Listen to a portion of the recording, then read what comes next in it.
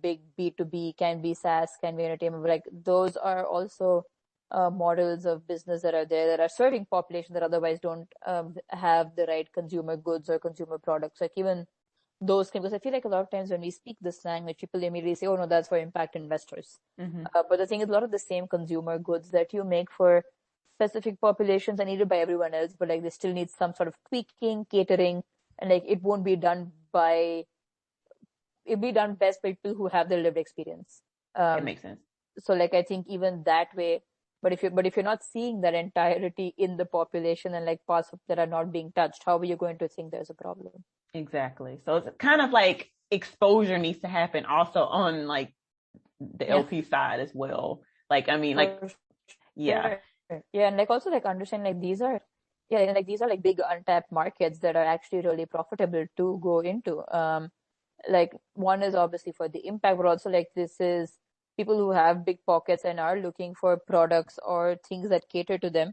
So there can be a lot of like profit made out of like, with this impact as well. Exactly. So drilling home that point of like you can have both is important. Otherwise you would just think, oh yeah, this is all like impact and I don't invest in impact or something. Exactly. And I wonder it's about reimagining what these different risk profiles look like. I know there's like criteria of I know for some LPs, they can only invest, the smallest check size might be 5 million or whatever, and they can only be 10% of a fund. Like these like rules that prevent them from being able to invest in maybe an emerging fund. It's like reevaluating like these assumptions that are built in that says this is the way that we have to invest. Yeah. Yeah. That one could be harder because a lot of those, and I'm not sure because I haven't done a lot of LP math yet, but a lot of it looks at like, if I invest 5% and the fund gets this much of a return, then I make this much money. So it's a lot of it is like based on, assumptions, but like it is how much of a haircut are you going to take in your first check, but then probably like if this works, you can try bigger and bigger ones, and hence like thinking more long term than short term gains, I think is what's important. Yes, exactly. Longer term, it might take you a little bit longer to get that return, but like maybe the amount that you get back could be more, I don't know, kind of playing with what that looks like. So I wanted to kind of bring it back to specifically AmFam and like would this potential opportunity look like you guys kind of deciding to kind of serve as an LP in an emerging VCs fund? And if so, how do you think that would look? Like, how would that shape out?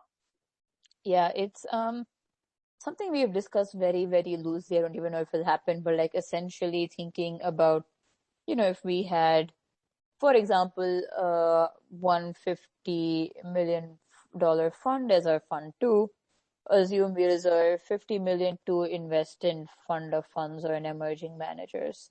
I mean, the first question would be who would we pick and how?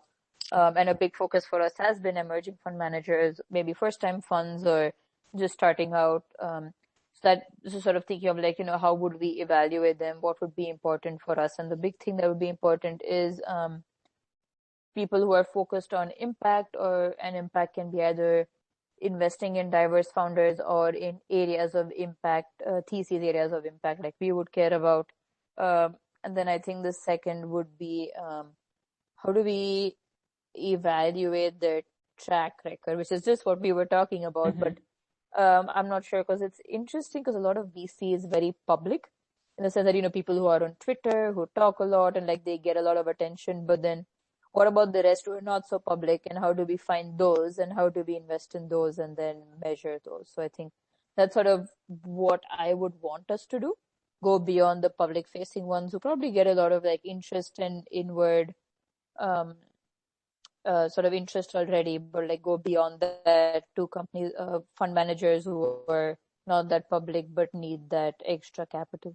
Okay, so that's really good because I wanted to ask you a question I forgot to ask you last week was about kind of your general approach to deal sourcing. And it seems like outbound outreach is kind of important to you to kind of not just see those people who are very public or are very open about raising funds. So in general, what is your perspective to like deal sourcing and how you do it?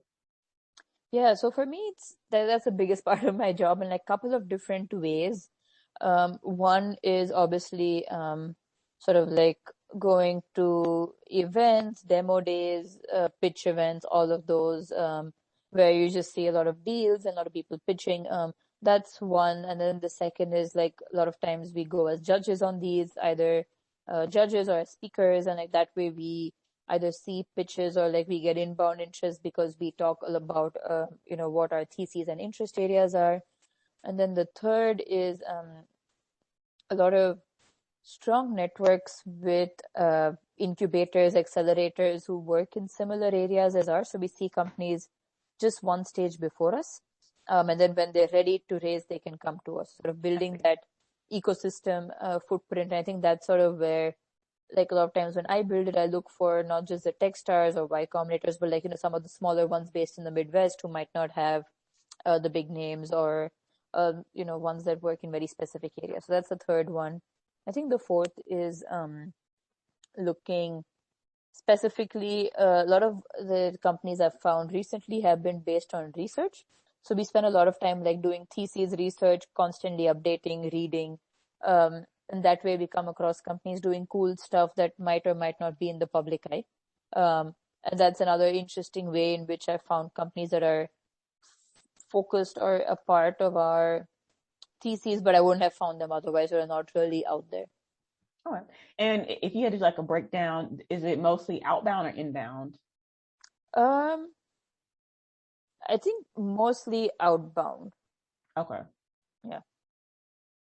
And so if we tie it back to kind of how your strategy would look like if you were to decide to invest in a fund of funds, would you think that you would do like a similar approach? Yeah. Okay. I would hope so. I think that's what makes sense. Like everything we want to talk about and what we care about, like if we were, again, narrow in our scope in terms of who we end up investing in, even if it is within these realms of emerging fund managers, then I think it would still defeat the purpose. So sort of being more outbound and having, even maybe just a formal application process in some ways. So like that way people are encouraged to apply rather than like going with, we know X, Y, and Z, so we'll evaluate between these 3 or 4 candidates, I see. That makes a lot of sense. So kind of like opening up the call and going into those spaces where they probably wouldn't even know, to even reach out to you because, exactly. That makes a whole lot of sense. Do you think, so I guess since we have a little bit of time, just 7 or so minutes left, I guess we could talk a little bit about these measures that you're trying to. That's a little kind of a hard question. It's like, how do you evaluate somebody who may not have a proven track record of performance because they're trying to raise their first fund? And I know you mentioned something about like them being able to see the experience that they bring to the table and building out that holistical view of kind of, what they offer in their experiences and the thesis. Is it like being able to evaluate whether or not their thesis is in align with kind of the goals of AmFam largely, or do you think that there would be some other ways of trying to evaluate these potential emerging fund managers or the funds of funds that you would potentially invest in? Yeah, I think, interim performance markers on their companies to see how they're doing. I think in terms of theses, not really seeing how it aligns with ours, but like just seeing what depth and knowledge have they built up in that space. So like basically the case would be trust them to invest our money. And how are they making those decisions? And if there aren't quantitative markers, what are qualitative ones, like understanding their theses and like why would they invest in a couple of areas versus others? Like I think seeing the depth of experience. I think another one it just came to me while we were speaking was even if the companies that they've invested in haven't had exits, speaking to them and understanding what the company's experiences have been of working with these fund managers, either, whether they were partners somewhere else or associates or analysts, and sort of seeing what value did they bring to these companies. I think that's a really good way of measuring depth of understanding theses. What else do they bring apart from money? It's like learning from founders and entrepreneurs who have worked with them for a long time and be like, hey, you worked with so and so. What was helpful? What was not? Would you want them as an investor on your cap table? Questions like that. That makes a lot of sense. Like I think founders would be a really good way to understand and evaluate. Yeah, and how often? Because you talked. Well, I was going to question like how often would you evaluate success, but you kind of mentioned as like intermediate checkpoints of being so not necessarily like right before there's an exit or whatnot. But do you think that the check-ins would be? How frequent do you think that they would be though, or would need to be? I think it would sort of sort of like I think of like we present